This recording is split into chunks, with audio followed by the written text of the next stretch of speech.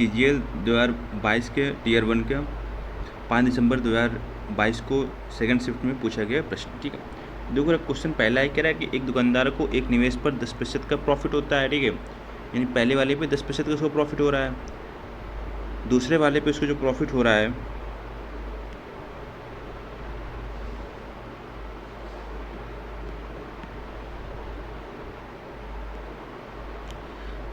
20% का हानि होती है। ठीक है, तो पहले वाले 2:3 पे उसने क्या किया है, आपने प्रॉपर्टी को निवेश किया। पहले वाले उसको 10% का प्रॉफिट हो रहा है, दूसरे वाले पे उसको 20% की हानि हो रही है। ठीक है, तो हानि हो रही है तो ये माइनस पे रहेगी। अब कह रहा है कि संयुक्त हानि प्रतिशत क्या है, तो पहले वाले 2 आइटम है, दूसरे वाले 3 आइटम, टोटल मिला कितना हो गया 5 आइटम। इसको मान लेते हैं x% की हानि हो रही है। ठीक है, हम लोग क्या करेंगे, इन दोनों का मल्टीप्लाई करा देंगे। 2 दाम 20, बीच में माइनस लगाए तो 20 दिया 60 equal to 5x minus 40 equal to 5x। तो इसको सॉल्व करेंगे तो ये हो जाएगा माइनस का 8 ही शो कर रहा है कि क्या, और इसको।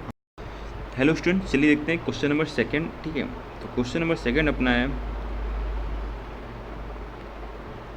कह रहा है एक ठेकेदार ने 80 दिनों में एक काम पूरा करने का फैसला किया। ठीक है, शुरुआत में 60 पुरुषों को और 20 दिनों के बाद अतिरिक्त 20 पुरुषों को नियुक्त किया। काम को समय के अनुसार पूरा किया। यदि उसने अतिरिक्त पुरुषों को नियोजित नहीं किया होता तो कार्य को पूरा करने के लिए उसे कितने दिन अतिरिक्त दिनों की आवश्यकता होती। समझो रहा, शुरुआत में क्या किया उसने, 60 पुरुषों को नियुक्त किया, और उसने क्या किया, 20 दिन काम कराया उनसे। तो 20 दिन अगर उनसे काम कराएगा तो टोटल वर्क उसने करा लिया वो 1200 करा लिया। ठीक है, अब कहता है कि 20 दिनों बाद उसने अतिरिक्त 20 पुरुषों को नियुक्त किया और काम को समय के अनुसार पूरा किया। तो 80 दिनों में काम पूरा करना था, 20 दिन काम हो चुके थे, अभी काम कितने दिन का बचा था, 60 दिन। ठीक है, अब पुरुष पहले कितने थे, 60 थे, 20 और हो गए तो कितने हो गए पुरुष, अब 80। तो ये पुरुष जो काम करेंगे वो 4800 काम करेंगे। ठीक है,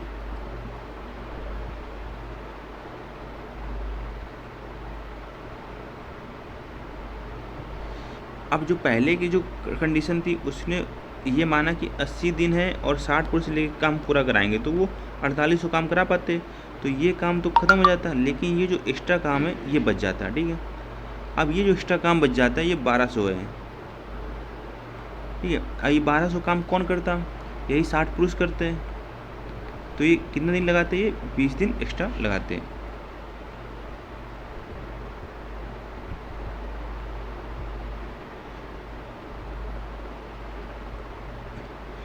जो क्वेश्चन नंबर 3 कह रहा है, ये आपकी विभिन्न 7 कंपनियों की कुल बिक्री आपकी 2160 दर्शाई गई है। ठीक है, तो कह रहा है कि PR तथा S की कुल बिक्री, P कहाँ पर है आपका, ये है R, ये और S, तो इनकी कुल बिक्री। ठीक है, तो यहाँ अगर ऐड करते हैं तो 26, 12, 38 और 70 108।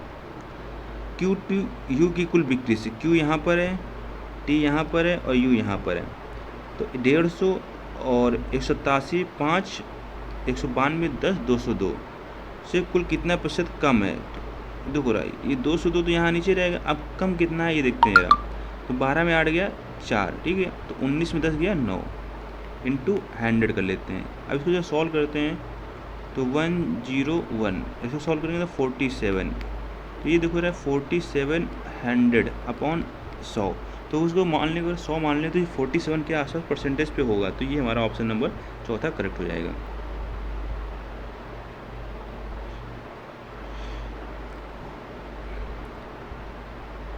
दो क्वेश्चन नंबर चौथा कह रहा है कि दो समरूप त्रिभुजों के क्षेत्रफल का अनुपात है वो √3:√2 है, तो दोनों भुजाओं के संगत भुजाओं का अनुपात क्या होगा। तो देखो संगत भुजाओं का जो अनुपात होता है वो एरिया का स्क्वायर के फॉर्म पे होता है। ठीक है, जब हम लोग साइड का रेशियो निकालेंगे तो क्या होगा, एरिया का अंडर रूट ले लेंगे, और इसमें पहले से अंडर रूट है तो इसकी पावर कितनी हो जाएगी, 4 हो जाएगी।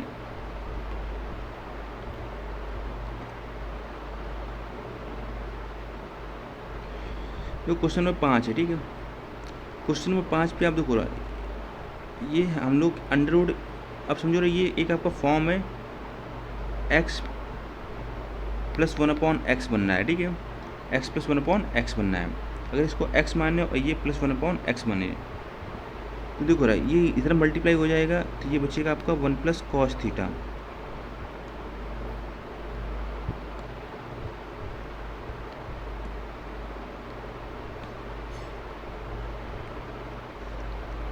तो ये 1 प्लस कॉस थीटा, और यहाँ पर सॉल्व करोगे 1 माइनस कॉस थीटा, ठीक है। और ये under 1 minus cos square theta, तो वो पता है अपने को, ये कॉस से कॉस गया 2 upon under 1 minus cos square theta, यानी साइन स्क्वायर थीटा, तो साइन बाहर आएगा तो ऊपर जाएगा तो 2 कॉसेक थीटा, ये हमारा आंसर हो जाएगा।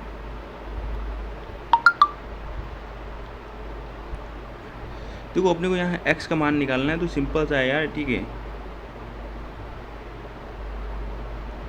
ये x square minus a square है, अब समझो रहा, इसको यहाँ मल्टीप्लाई कर दो, तो ये x square plus a square x square minus a square equal to 1 बन जाएगा। तो a plus b a minus B, तो x की पावर 4 माइनस ए की पावर 4 इक्वल टू 1, तो ये उधर जाएगा, तो x की पावर 4 इक्वल टू 1 प्लस ए की पावर 4, तो ये पावर 4 उधर जाके क्या कर लेगा, 1 प्लस ए की पावर 4 का उल्टा हो जाएगा 1/4, तो ये हमारा आंसर हो गया।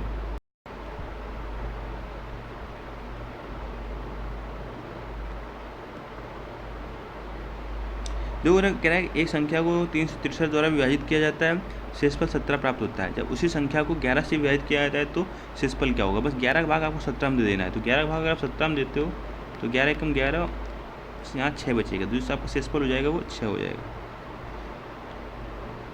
बढ़िया क्वेश्चन है, क्वेश्चन नंबर 8, ठीक है।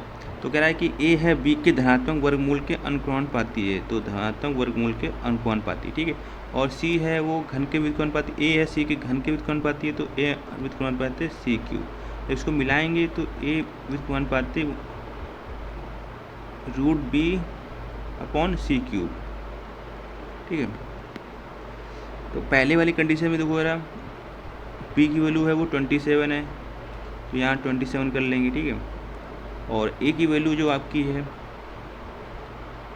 15 है, और सी की वैल्यू आपकी है 2 है, तो 2 का क्यूब कर लेंगे अपॉन पे। सेकंड कंडीशन पे अप्लाई करेंगे हम लोग, तो ए की वैल्यू कितनी है 9 है, अनुपात हमको बी की पता निकालनी है, सी हमें पता है 2 का क्यूब, तो ये और ये तो कैंसिल आउट हो गए, इसको काटोगे तो 3 × 5 = 15, 3 × 3 = 9, तो 5/3 इक्वल टू रूट 27/b हो जाएगा, ठीक है। इसको स्क्वायर कर लो तो b 25/9 इक्वल टू 27/b, तो b की वैल्यू आ जाएगी आपकी 243/25।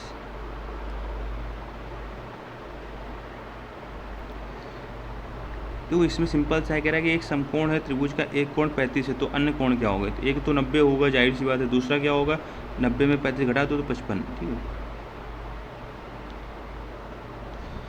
अब कह रहा है निम्नलिखित कौन सा कथन सत्य है।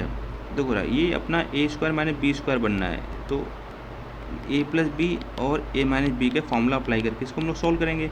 जैसे अप्लाई करते हैं, देखो रहा 100 - 99 प्लस 100 + 99 होगा, 100 - 99 तो 1 बनेगा, 100 + 99। ऐसे यहाँ पर 98 + 97 डैश डैश, ठीक है, ये सीरीज चलती जाएगी। अब इसको हम लोग अगर फॉर्मूला अप्लाई करें 1 + 2 + 3 प्लस डैश डैश n का, तो ये n × n+1/2 होता है। तो यहाँ पर अप्लाई करते हैं तो ये हो जाएगा 100 × 100 101/2, तो 50 × 101, तो 0505 5050।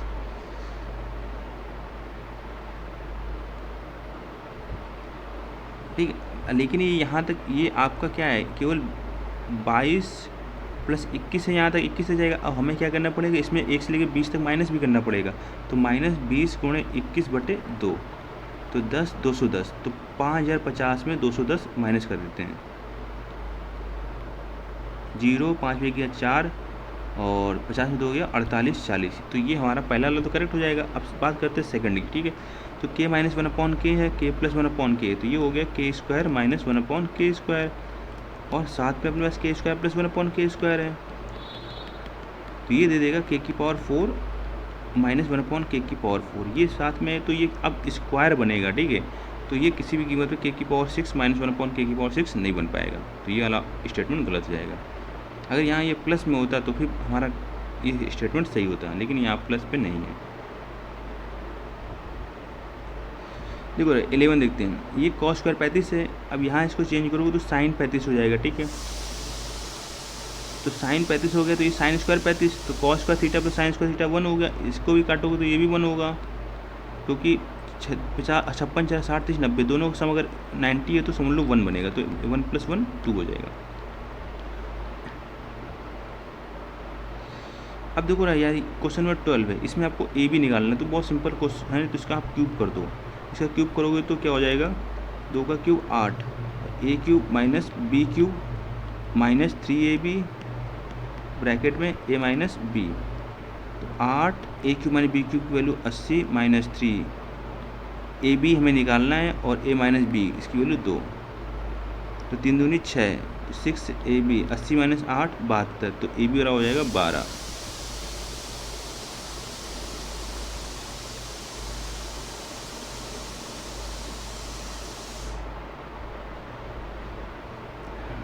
कह रहा है कि सभी विषयों में 60% या उससे अधिक अंक प्राप्त करने वाले छात्रों की संख्या कितनी है। देखो ए है वो 75 प्राप्त करता है, और विज्ञान में 58 प्राप्त करता है, तो यार तो ये इसमें 60 प्राप्त नहीं कर रहा है, तो मतलब ये तो नहीं ले सकते हम लोग, ये तो कैंसिल हो गया। बी देखो 82, 85, 74, तो ये भी 36, 100, 60 के नीचे आ गया, इसको नहीं लेंगे। 65, ये भी 60 के नीचे है। 84, 78, 72, 73, 65, ये वाला है, ठीक है। इसमें सभी विषयों में 60 के ऊपर नंबर है, ये 59 है, 60 के ऊपर नंबर नहीं है। हाँ ये अलग, तो दो लोग हैं जिसमें क्या है सभी विषयों में से 60% से अधिक नंबर है। क्वेश्चन नंबर 14 कह रहा है कि 5 अंकों वाली सबसे बड़ी संख्या कौन सी है जिसे 7, 9, 11 से विभाजित करने पर प्रत्येक स्थिति में समान शेषफल 3 बचता है। देखो ना, एक तो हम लोग ये चेक कर सकते हैं कि 7, 5, 12, 9, 21, 9, 9, 18, 3 शेषफल बचता है, 3 तो ऐड करना पड़ेगा, तो मतलब क्या करना, 3 घटा के, तो यहाँ पर 2 लिख लें, तो 7, 2, 9, 9, 18, 9, 9, 18 ये तो बन रहा है। तो यहाँ पर अगर 2 घटा 3 घटा के लिखते हैं, तो चलो ऐसा करना, ऐसे थोड़ा और डिफिकल्ट लगेगा, तो आप सॉल्व भी कर लेते हैं, ज़्यादा बेहतर रहेगा। तो 7 गुणे 9 63 और गुणे 11, तो 11 33, 11 66, 3 69, तो 693। तो 5 अंकों की बड़ी से बड़ी संख्या होगी वो 5 बार 9, तो इसको जो सॉल्व करेंगे तो 693।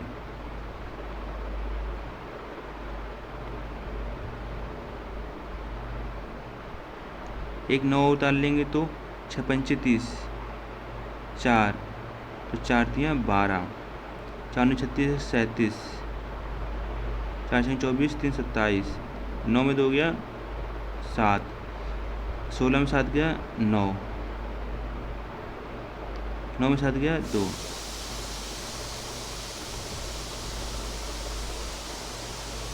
इसको फिर 4 बार सॉल्व करेंगे तो ये हो जाएगा 27, 72, तो 9 में 2 गया 7, 7 में 7 गया 9 में 7 गया 207, ठीक है। इसमें 207 क्या करेंगे, माइनस कर देंगे,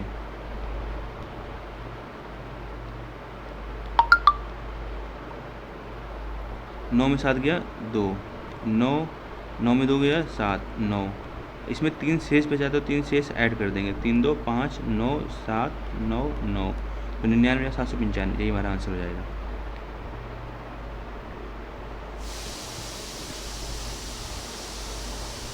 तो क्वेश्चन नंबर 15वां कह रहा है कि 26 वर्षों में एक निश्चित राशि साधारण ब्याज पर स्वयं की 3 गुनी हो जाती है, ठीक है। तो 100 रुपये लगाया, वो 300 हो गई, तो आपको ब्याज कितने मिला, 200 का, ठीक है।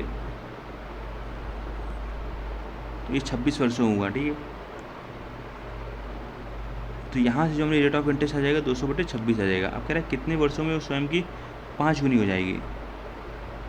अब 100 रुपये लगाया आपने, वो 5 गुनी हो रही है, यानी 500 हो रहा है, यानी कितने ब्याज मिल रहा है, 400। तो 400 का ब्याज मिलने में आपको कितना टाइम लगेगा, रेट ऑफ इंटरेस्ट हम लोग क्या करेंगे, डिवाइड कर देंगे, तो 2 दूनी 4, 26 दूनी 52 वर्ष।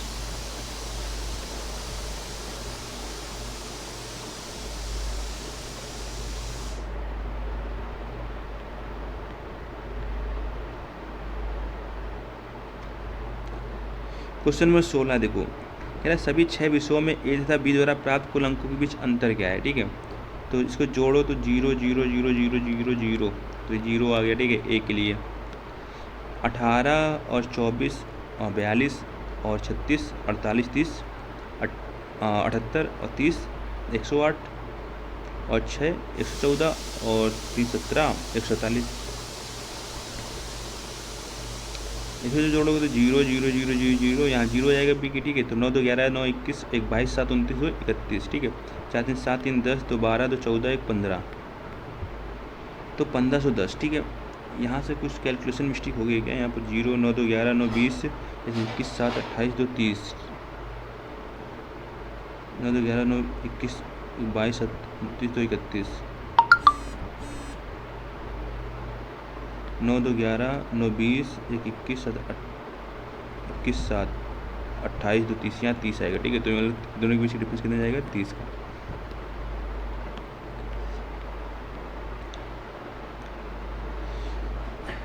तो क्वेश्चन नंबर 17 कह रहा है कि एक घन की भुजा की लंबाई 4.2 सेंटीमीटर है।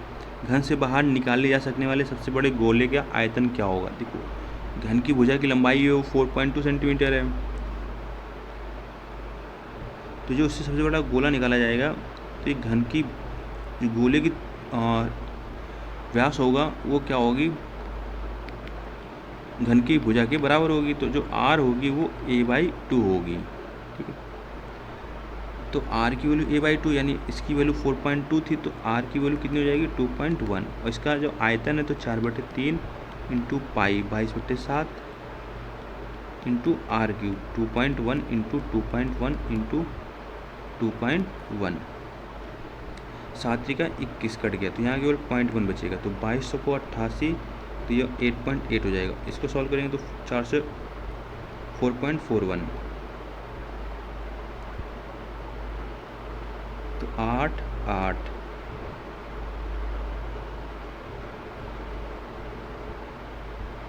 तो 8 एकम 8 8 चौको 32 8 चौको 32 3 35, फिर से यही 8 2 5 3, तो 8 8 2 10 5 2 7 1 8 5 3 8 38, अब यहाँ पर 2 1 3, तो 38.80 हमारा आंसर हो जाएगा। देखो भैया क्वेश्चन नंबर 18 है, इसकी वैल्यू आपको निकालनी है। cos x into cos x, तो cos x होता है हमारा sin x minus sin x upon cos x होता है हमारा इस sec x का उल्टा होता है cos x, तो इधर क्रॉस मल्टीप्लाई करेंगे तो ये cos स्क्वायर x और ये sin स्क्वायर x, तो cos square x minus sin square x, और नीचे हो जाएगा sin x into cos x। इसमें 2 का ऊपर नीचे क्या कर देंगे मल्टीप्लाई, तो ये cos square minus sin square x जो फॉर्मूला होता है हमारा वो cos 2x का होता है, ठीक है। और ये होता है अपना 2 sin इंटू कॉस है sin 2x का, और cos अपॉन sin क्या होता है cot, तो 2 cot 2x। जब कभी भी आपको देखिए ये हमारा क्वेश्चन नंबर 19 है, ठीक है। क्वेश्चन नंबर 19 कह रहा है शांत जल में एक नाव की चाल 5 होल 1/3 किलोमीटर है। भैया पाया गया है कि नाव को धारा के विपरीत दिशा में एक निश्चित दूरी तय करने में लगने वाला समय धारा की दिशा में वही दूरी तय करने में लगने वाले समय का 3 गुना है। ये चीज़ याद रखिए। तो नदी की धारा की चाल ज्ञात कीजिए, ये चीज़ समझिए। अगर यहाँ पर आपको लिखना है, ऊपर लिखना है आपको नाव की चाल, ठीक है। ऊपर जैसे हम नाव की चाल लिखते हैं तो नाव की चाल आपकी कितनी है 5 से 1/3 यानी 15 16/3, कोई दिक्कत समस्या, ठीक है। अपॉन भी आपको करना है धारा की चाल, तो धारा की चाल हमें पता नहीं, इसको मान लेते हैं x है। अब आपको ऊपर इस समय 3 गुना लग रहा है तो आपको यहाँ पर एक जोड़ लेना है इसमें, तो 3 1 4, नीचे क्या करना है, ऊपर बेसिकली होता है समय का योग, नीचे होता है समय का अंतर, तो घटा लेना है। तो 4 में 1 गया और 3 में 1 गया 2, तो इसको काटोगे तो ये 2 बार जाएगा, तो यहाँ पर ये 16/3x इक्वल टू 2 हो जाएगा। तो इसको और फर्दर सॉल्व करते हैं तो 2/16, तो x की वैल्यू आ जाएगी 8/3, लेकिन ये आ रही है हमारी किलोमीटर पर घंटा में, हमें चाहिए मीटर पर सेकंड में, तो हमें कम में जाना है तो कम वाले से मल्टीप्लाई करना पड़ेगा, यानी 5/18 से मल्टीप्लाई करना पड़ेगा। 2 चौको 18 दोनों ही 2 चौको 8 दोनों 18, तो 5 चौको 20/27 मीटर पर सेकंड हमारा आंसर हो जाएगा। जो क्वेश्चन नंबर 20 अपना है, कह रहा है कि एक बेईमान डीलर एक उत्पाद को क्रय मूल्य पर 11% की हानि पर बेचता है, लेकिन 22% कम वजन का उपयोग करता है, तो उसका प्रतिशत लाभ क्या होगा। तो 11% की हानि बेचेगा, मतलब 100 वाली चीज़ है वो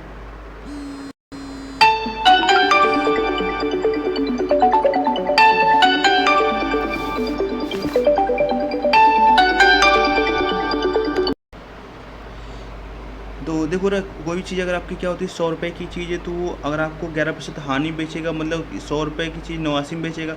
अब लेकिन क्या करता है 22% कम वजन का यूज़ करता है। 22% मतलब होता है आपका 11/50, ठीक है, समझो रहा। अगर वो कह रहा है कि 11% वजन कम देता है, इसका मतलब ये है कि वो 50 वाली चीज़ है 11% कम यानी 39, ठीक है। तो यानी इसका मतलब ये हुआ कि वो पैसे तो 50 के लेता है लेकिन देता कितने का है 39 का। ये चीज़ आपको याद रखना है। तो 39 यहाँ लिख लेंगे और 50 यहाँ लिख लेंगे, ठीक है, क्योंकि इसको जो CP होगा और इसको SP होगा, ठीक है, उसको 39 की पड़ेगी, लेकिन बीच वो बोल और पैसे कितने लेगा 50 के, तो 50 दूनी 100, तो 39 दूनी 78 और 89, तो 78 वाली चीज़ 89 में बेच रहा है, तो 11 का प्रॉफिट हो रहा है बटे 78 इंटू 100, तो जो आंसर हो जाएगा 14.1% हो जाएगा।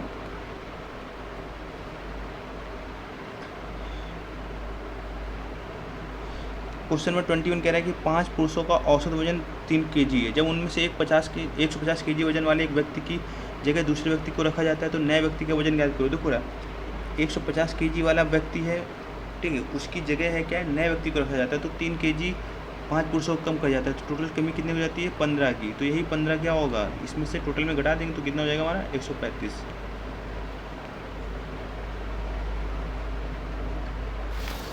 अब कह रहा है कि देखो अपना क्वेश्चन 22 है, कह रहा है कि सभी 4 स्टॉक एक्सचेंजों में कोलगेट के शेयरों की उच्च दरों का औसत कितना है। देखो रहा कोलगेट है, तो इसके हमें उच्चतम दरों का औसत निकालना है। तो ये 60, 34, राजस्थान में 25 है और उत्तर प्रदेश में 20 है, तो 20, 25, 45 और ये 60 हो जाएगा आपका 105, 105, 34, 139।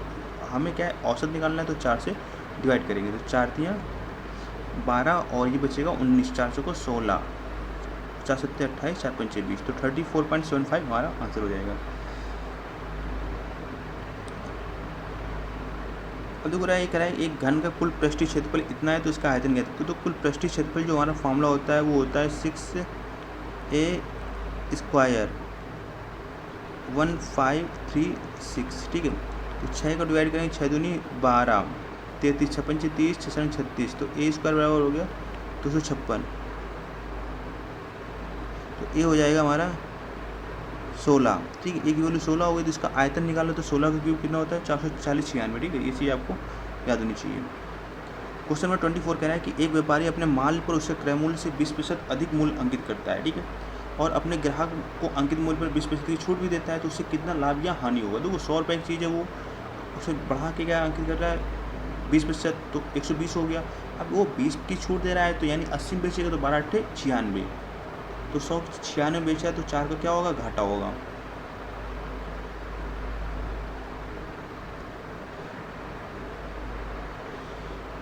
देखो कह रहा है एंगल ABCDEF के अनुसार सर्वांग सम है, तो A है और इसमें क्या कह रहा है B है वो 30 है, तो B अपना क्या है वो 30 है, तो EB कितना होगा 30 होगा, तो D और C कितना होगा। जाहिर सी बात है ट्रायंगल में 150 होता है, तो दोनों का सर्वांग सम भी, तो दोनों मिलकर कितना बनाएगा 180 - 30 150, ठीक।